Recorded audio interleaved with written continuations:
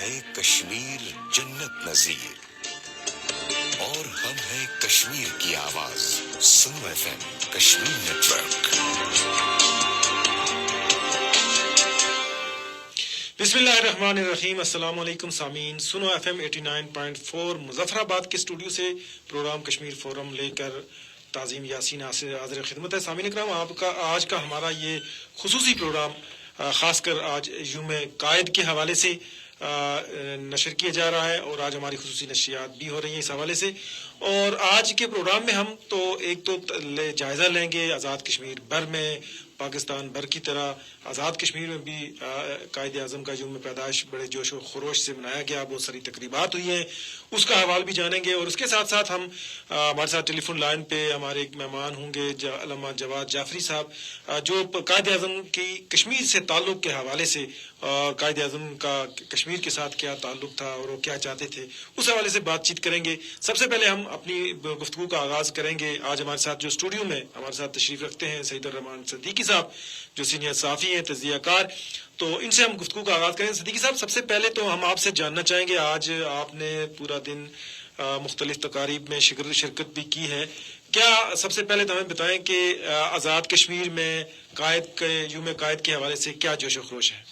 जी, बहुत शुक्रिया ताज़ीम यासीन साहब। बिल्कुल यकीनन कायद आज़म का जो यौम पैदाइश है एक ख़ास जोश होता है, जज्बा होता है और इज़हार मोहब्बत और इज़हार अकीदत एक फितरी बात है कश्मीरियों की। उसकी बुनियादी वजह यह है कि दो कौमी नज़रिए का जो नारा कायद आज़म रहमतुल्लाह अलैह ने बुलंद किया, अल्लामा इकबाल अलैहिर्रहमा की सोच और फिक्र को प्रमोट करते हुए, जिसका नतीजा क़याम पाकिस्तान की सूरत में मुंतज हुआ, उसकी तकमील अभी बाकी है और वो कश्मीर की आज़ादी से मशरूत है। जब तक कश्मीर आज़ाद नहीं हो जाता, कश्मीरियों का जो इस वक्त सारा स्टैंड है, सारी जद्दोजहद जो आप देखते हैं, वो वही तसलसल है कि वो अपनी शनाख्त, जो मुस्लिम शनाख्त है, उसके तहफ़्फ़ुज़ के लिए सरगर्दा है गुज़श्ता तकरीबन 77 बरस से, और उसी पे वो फिक्रमंद हैं, उसी पे वो बेचैन है, उसी पे वो मुज़तरिब हैं, उसी पे वो सरापा जद्दोजहद है, उसी पे वो कुर्बानियाँ दे रहे हैं, उसी पे उन्होंने अपनी असमतें कुर्बान कर दी, अपनी जायदादें कुर्बान कर दी, अपना घर पर तबाह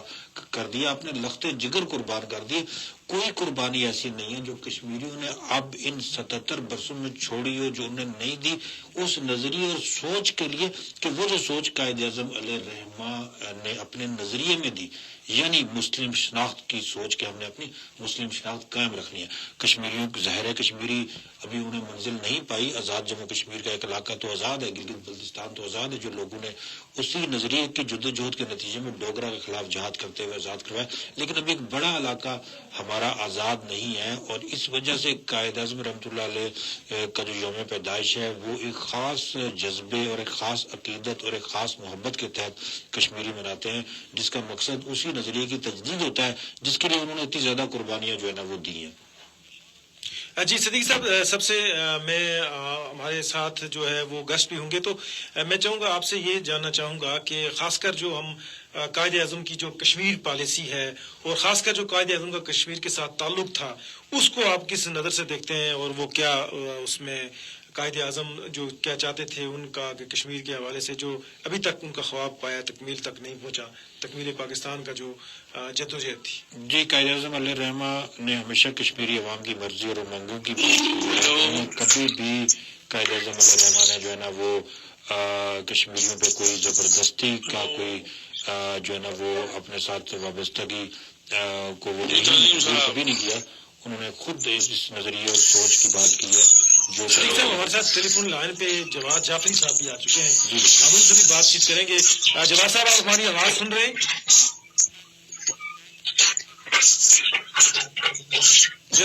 जी जवाद साहब, आप हमारी आवाज आ रही है? आप जी, आप जवाद साहब आप हमारी आवाज सुन सकते हैं?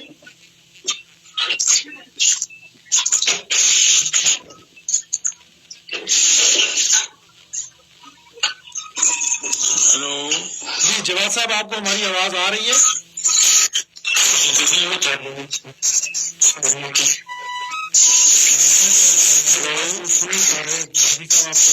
बात कर रहे थे कायद आज़म की कश्मीर पॉलिसी के हवाले से। जी बिल्कुल, मैं यही बात कर रहा था कि कायद आज़म रहमतुल्लाह अलैह की कश्मीर पॉलिसी बड़ी वाज़िया थी और उन्होंने 1947 میں جب ہمارے آرمی چیف یعنی انگریز تھے، ان کو یہ حکم دیا تھا کہ کشمیر کی آزادی کے لیے، کشمیر کے لوگوں کی مدد کے لیے افواج کو کشمیر میں بھیجا جائے، لیکن اس وقت جو ہے نا شاید یعنی ان کی بات اس طرح سے نہیں سنی گئی اور کشمیر یعنی پورے کا پورا آزاد نہیں ہو سکا. آزاد اتنا ہی ہوا جتنا مقامی لوگوں نے اپنی جدوجہد کے ذریعے سے آزاد کروایا. تو قائد اعظم کا تو بڑا واضح موقف تھا کہ کشمیریوں کو اس غلامی سے آزاد کرانا ہے اور کشمیریوں کو مملکت خداداد اسلامی جمہوریہ پاکستان کے ساتھ وابستہ کرنا ہے. اور وہ جو فیصلہ کشمیریوں نے کیا تھا اتنا عرصہ پہلے، یعنی اپنی تقدیر کا فیصلہ کہ انہوں نے پاکستان کے ساتھ وابستہ کرنی ہے، اسی کو آگے بڑھانا اصل میں ان کی منزل تھی. جی جواد صاحب، آپ ہمارے ساتھ لائن پہ موجود ہیں، ہماری آواز آپ سن سکتے ہیں؟ جی بالکل، آپ کی آواز بہت اچھی ہے. اچھا جواد صاحب، آپ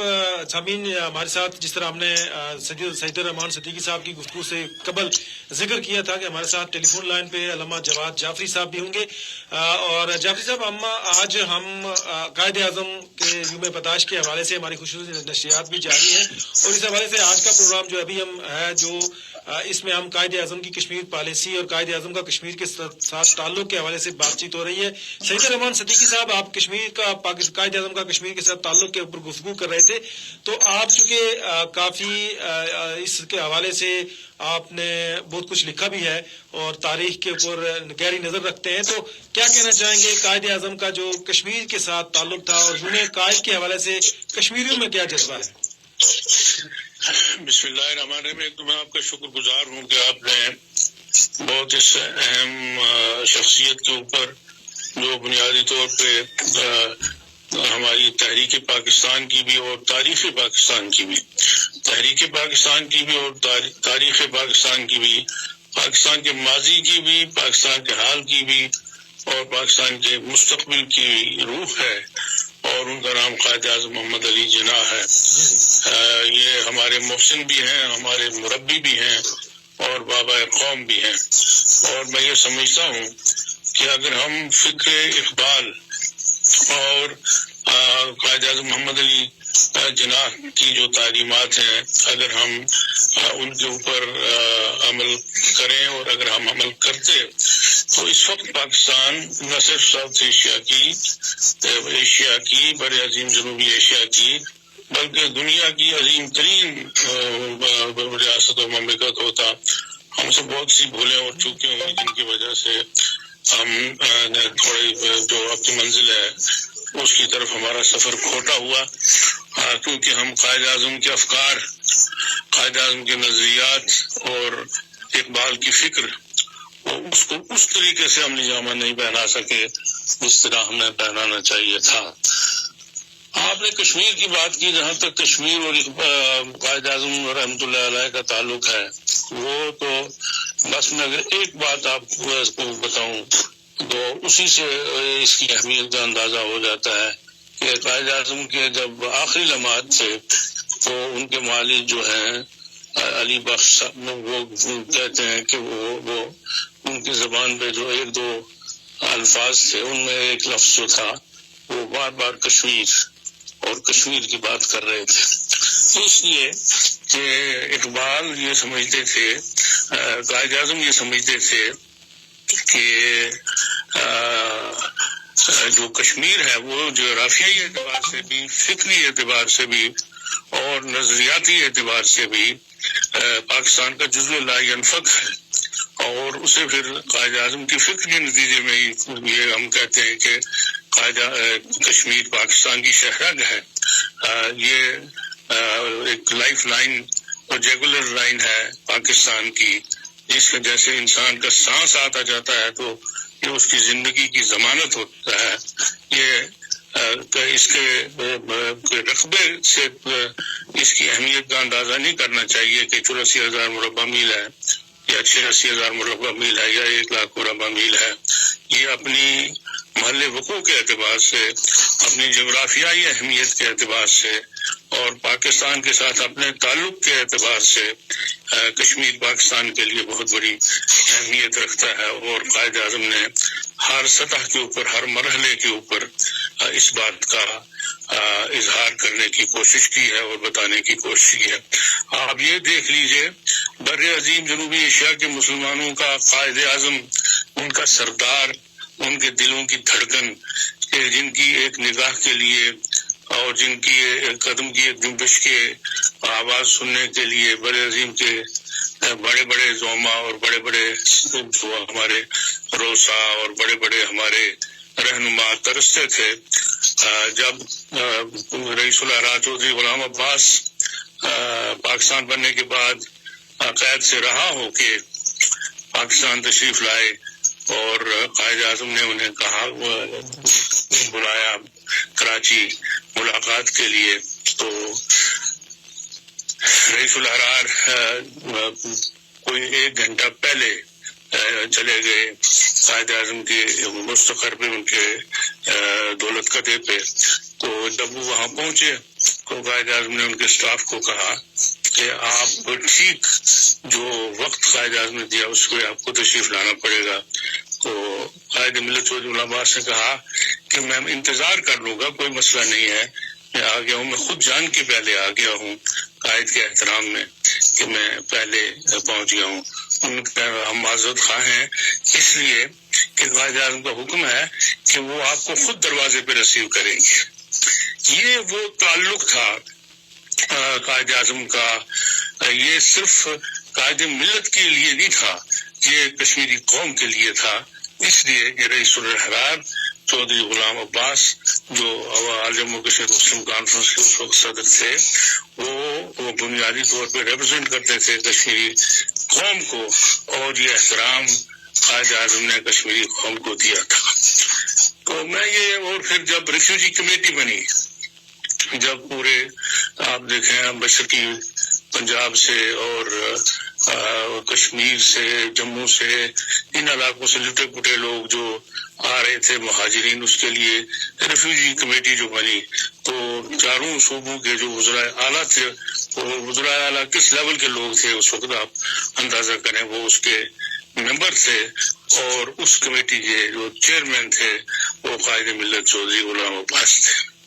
اگر رقبے اور آبادی کے اعتبار سے دیکھا جاتا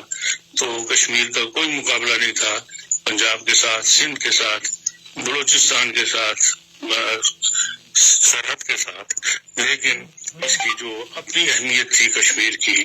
اس کو پیش نظر رکھتے ہوئے اور ایک میسج دیتے ہوئے، اور قائد ملت چودھری غلام عباس کی شخصیت کی بلندی کا اعتراف کرتے ہوئے قائد اعظم محمد علی جناح کی فراست نے، ان کے تدبر نے، ان کے دور اندیشی نے، ان کے مستقبل بینی نے یہ فیصلہ کیا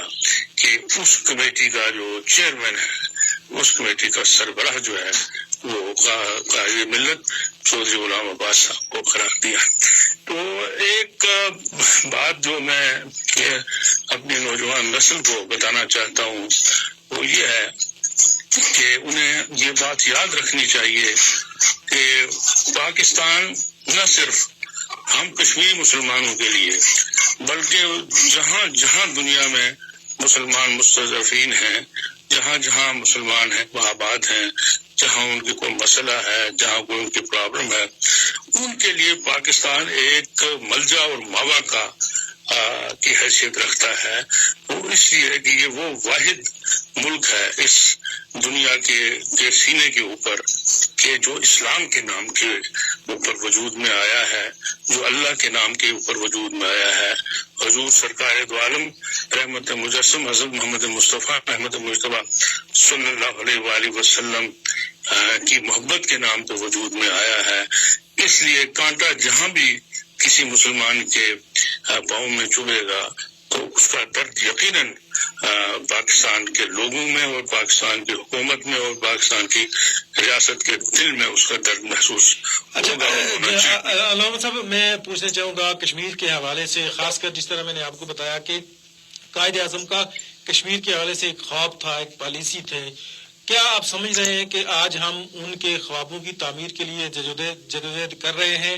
یا پھر حکومت پاکستان کو اس حوالے سے کیا کرنا چاہیے تاکہ قائد اعظم کے خوابوں کی تعبیر جو ہو سکے جو کشمیر کے متعلق کرنا چاہتے تھے؟ تعلیم صاحب، سچی بات اگر آپ مجھ سے پوچھیں نا تو میں آپ سچی بات کیا کہ سچ کہنا بھی چھوڑ دیا ہے اور ہم اصلیت تبدیل بھی ہو گئے ہیں. ایک دوسرے کے ساتھ بھی ہم سچ نہیں بولتے، نہ صرف کشمیر کے بارے میں بلکہ کسی بھی اور شعبے کے بارے میں. قائد اعظم نے کی جو فکر تھی، جو ان کے خواب تھے، یا علامہ اقبال کا جو تصور تھا یا جو ان کے خواب تھے، ان کو ہم رنگ تو نہیں بھر سکے. اگر رنگ بھرتے تو پھر نہ مشرقی پاکستان ہم سے الگ ہوتا، نہ جو ہم اس وقت جس صورتحال سے گزر رہے ہیں وہ ہوتی. قائد اعظم نے تو کشمیر کو جب یہ کہہ دیا تھا کہ پاکستان کی شہرک ہے تو ان کے ذہن میں کوئی ابہام ہی نہیں تھا، ان کے ذہن میں کوئی اس قسم کی کوئی مسئلہ ہی نہیں تھا کہ یہ کشمیر کا جو یہ قضیہ اس طرح جس طرح الجھا ہے اس طرح الجھے گا، اور اس کے یہ زلف گراگیر کی طرح جس کی سلجھنے کی کوئی صورت ہی اس وقت تک آپ دیکھیں نا کون صدی گزر گئی ہے نظر نہیں آتی. تو قائد اعظم کی فراست تو یہ تھی کہ کشمیر اور پاکستان کی نہ صرف خطے ایک دوسرے کے ساتھ جڑے ہوئے ہیں اور ملے ہوئے ہیں، بلکہ ان دو خطوں کے عوام ذہن میں رہنے والے لوگوں کے دل بھی جڑے ہوئے ہیں، ذہن بھی جڑے ہوئے ہیں، سوچیں بھی جڑی ہوئی ہیں. اگرچہ پاکستانی قوم نے بے پناہ قربانیاں دی ہیں، پاکستان کی جتنی جنگیں ہوئی ہیں، اگر آپ بادی نظر میں ان کا آپ غور کریں ہندوستان کے ساتھ، تو اس کا بنیادی نقطہ یا بنیادی ہمارا جو مسئلہ تھا وہ کشمیر ہی تھا. باقی تو پھر اس کے ساتھ جزیات اور ساتھ شامل ہوتی گئیں. جتنا ہم نے اس میں خون دیا، جتنی ہم نے جانیں دی، جتنا ہم نے دامیں درمیں قدمیں سخنے جو کچھ ہم نے اس کے اندر ان پٹ ڈالی ہے اور پاکستان کے عوام نے ڈالی ہے، پاکستان کی ریاست نے ڈالی ہے. حکومتوں سے کمی کوتاہی کوئی ہوئی ہو تو وہ اس کے بارے میں بات کی جا سکتی ہے، لیکن میں یہ سمجھتا ہوں کہ کشمیری قوم کا کوئی بچہ اپنے پاکستانی بھائیوں کا شکر گزار ہے کہ ہمارا کوئی پہاڑ نہیں ہے کہ جس کے اوپر ہمارے پاکستانی بھائیوں کا، پاکستانی مجاہدین کا خون نہیں گرا ہے، اور وہ خون ہمارے خون کے ساتھ مل نہیں گیا ہے، اور پھر وہ مل کے خون پھر پاکستان کی طرف نہیں بہا ہے. تو یہ تو اپنی جگہ ایک حقیقت ہے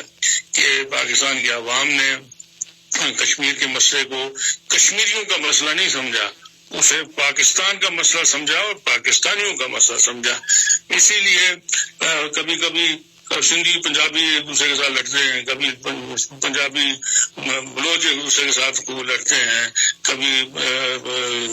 پختونخوا والوں کے ساتھ ان کا ایک دوسرے کے ساتھ کوئی مسئلہ ہوتا ہے، لیکن کشمیریوں کو چھوٹے بھائی کی طرح سب پیار کرتے ہیں. ہمارا جو بندہ میرا مشاہدہ ہے کہ جس وقت کسی کو میں سارے پاکستان میں پھرتا ہوں، نہ صرف پاکستان میں پھرتا ہوں بلکہ دنیا میں پھرا، تو مجھے جہاں کہیں پاکستانی ملا تو اس نے 10 آدمیوں کو چھوڑ کے جو وفد میں شامل تھے، جب پتہ چلا کہ علامہ جواد جعفری صاحب کشمیر سے ہیں، وہ لپک کے میری طرف آئے اور میرے گلے میں اپنی باہیں ڈال دی.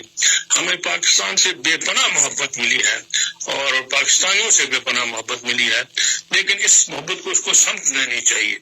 اس محبت کو کوئی رخ دینا چاہیے، اس محبت کا کوئی زاویہ تلاش کرنا چاہیے، اس محبت کا کوئی نتیجہ نکلنا چاہیے.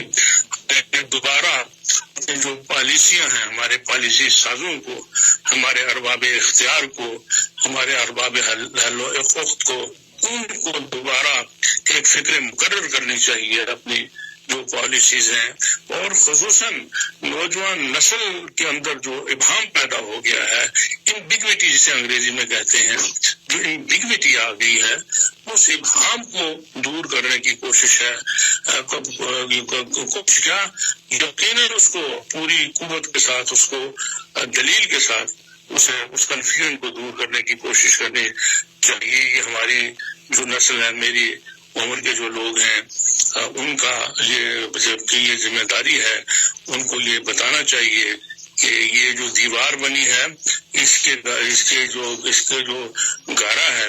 اس میں پانی نہیں لگا، اس میں ہمارے آبا و اجداد کا خون لگا ہے،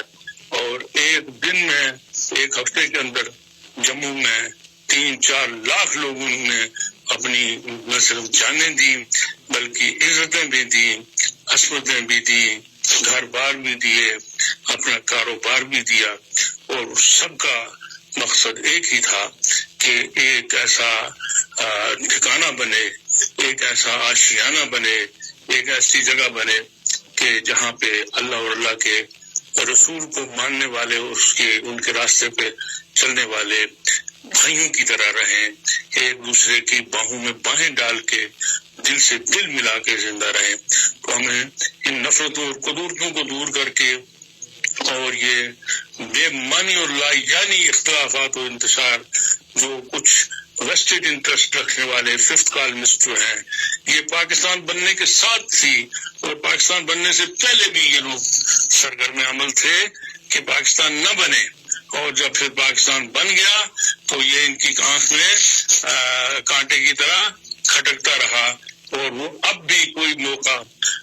ضائع نہیں ہونے دینا چاہتے۔ تو اس لیے ہمیں جو مخلص لوگ ہیں، جو پاکستان کی قدر جانتے ہیں، جو یہ ایک نعمت غیر مترقبہ ہے تعظیم صاحب اللہ تعالیٰ کی طرف سے، آج آپ دیکھ لیں ساری دنیا کے اندر، ابھی آپ غزہ کا دیکھ لیں، ابھی آپ لبنان کا دیکھ لیں، ابھی آپ سیریا کا دیکھ لیں کہ کس طریقے سے کیا صورتحال وہاں پہ بنی ہوئی ہے۔ تو یہ پاکستان ایک جائے امان ہے، اور خدا کا کرم ہے آپ کے وسیلے سے پاکستان کے اپنے دوستوں سے، ان بھائیوں سے، نوجوانوں سے بھی، اور سیاستدانوں سے بھی، اور حکمرانوں سے بھی گزارش کروں گا کہ خدا کے لیے یہ خدا کی جو نعمت ہے اس کی قدر کیجیے، اور قائد اعظم کی جو فراست ہے اس کو سلام کیجیے، اور جس درد مندی کے ساتھ انہوں نے اپنی بہن کے ساتھ انہوں نے کہا کہ میری بہن فاطمہ جناح اور میرا سیکرٹری اور میرا ٹائپ رائٹر ہم نے مل کے پاکستان بنایا، یعنی پتہ چلا کہ اگر 2-3 لوگ بھی خلوص کے ساتھ کام کریں تو اس صدی کا سب سے بڑا معجزہ جو پاکستان کی صورت میں وجود میں آیا، اس میں قائد اعظم نے کہا کہ میرا secretary, my typewriter and my sister فاتوی، ان کا اس کے اندر انپٹ جو ہے وہ انہوں نے دیا، اور ان کے خلوص کے نتیجے میں جس طرح وہ قائد اعظم کے ساتھ کھڑے ہو گئے، اور کھڑے ہو کے انہوں نے ایک سمجھے جہاد کیا، فکر کا جہاد، علم کا جہاد، سوچ کا جہاد، انٹلیکٹ کا جہاد وہ کیا، اس کے نتیجے میں اتنا بڑا معجزہ پاکستان وجود میں آیا۔ ہمیں بھی جہاد کشمیر میں اپنی فکر کو اثر نو منظم کرنا چاہیے۔ دیکھیں تعظیم صاحب، اس وقت تیر اور تفنگ سے زیادہ، اس وقت کسی گولی سے زیادہ، کسی بم سے زیادہ آپ کی فکر جو ہے، آپ کی سوچ جو ہے، وہ یہ ہر دور میں رہا ہے، آج کا ہی نہیں ہے، لیکن آج کیونکہ ذرائع ابلاغ نے اسے اور زیادہ اہم بنا دیا ہے، تو ہمیں اپنا یہ محاذ بھی جو ہے اس کے اوپر یکسوئی کے ساتھ، دانش مندی کے ساتھ، فراست کے ساتھ، تدبر کے ساتھ، خلوص کے ساتھ، یکجہتی کے ساتھ، اور دیانت فکر کے ساتھ۔ فکری دیانت جو ہے نا، یہ جی فکری دیانت، انٹلیکچوئل آنیسٹی جس کو انگریزی میں کہتے ہیں، انٹلیکچوئل آنیسٹی بڑی ضروری ہے۔ اس میں مثلا